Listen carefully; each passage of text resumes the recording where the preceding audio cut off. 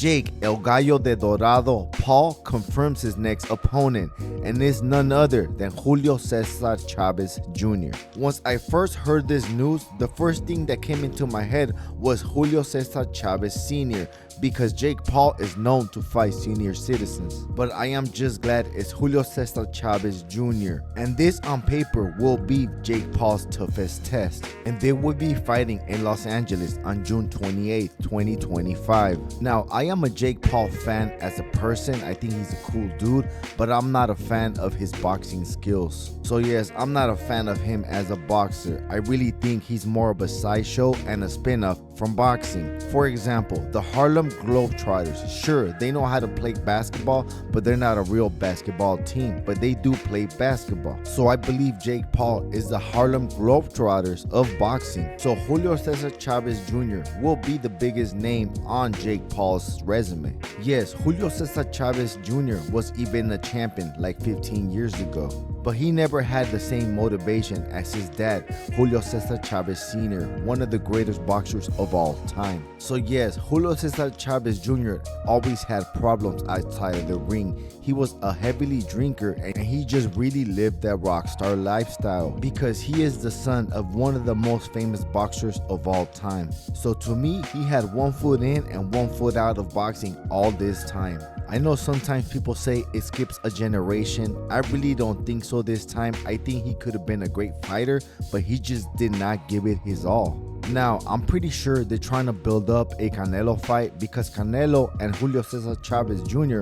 already fought, but Canelo put in the work on that boy. Canelo beat that guy from pillar to post. He won every single round, and Canelo did not even sit down in every single round. He just standed up. But Canelo could not finish Julio Cesar Chavez Jr. He just could not, and it went all 12 rounds. Julio did not even throw many punches. He was just covering up all 12 rounds. He threw like maybe 10 punches all through the fight, one punch a round. Now, I think Jake Paul is the king of matchmaking, and this is the perfect opponent for him. Somebody not too old, was an ex-champion with a big name tied up to a legend. But Julio Cesar Chavez has not been looking good lately. He actually lost to a UFC fighter, Anderson Silva. And Jake Paul actually beat Anderson Silva. But when Julio Cesar Chavez Jr. fought Anderson Silva, Julio Cesar Chavez was actually going through some stuff. He was heavily drinking, he was not focused on the fight, he was not really training,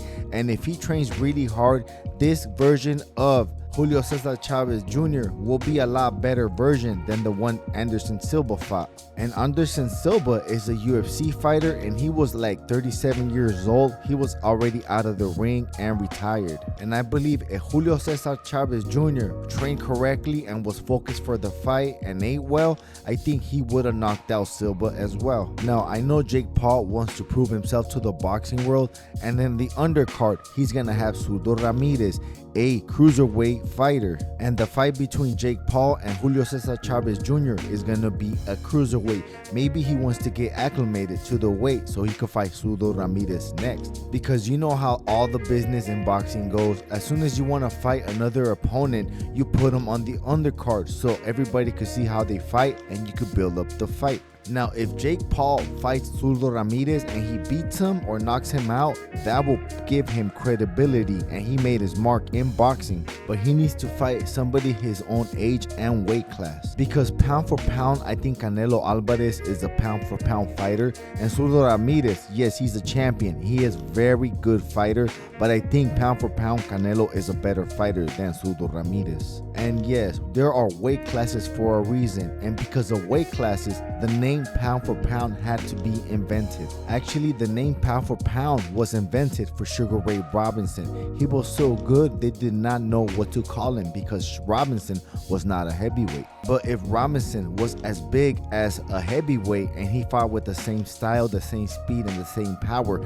he will beat the living ish out of every heavyweight. That's what the word pound for pound means. But I digress from my point. Yes, Canelo is the pound for pound fighter, but if Jake Paul Paul beats Zurdo Ramirez and beats Canelo Alvarez, I will give him more credit for beating Zurdo Ramirez than Canelo Alvarez because of the weight difference. I believe Zurdo Ramirez is like 6'3", and if he got like 10 more pounds, he could probably be a heavyweight. And Jake Paul already fought at heavyweight when he fought and beat the best fighter in the world, Iron Mike Tyson. You know what fight will be good because Jake Paul is not a very seasoned fighter? Him against Francis Ngannou. But I guess Jake Paul has gotten better over time, and I do have him beating Julio Cesar Chavez Jr. because yes, he has fought at cruiserweight, so some people say the weight won't matter, but he did start his career at 130 pounds, so he's not a really big cruiserweight. So yes, I have Jake Paul beating Julio Cesar Chavez Jr. not because of the talent, because of the size difference.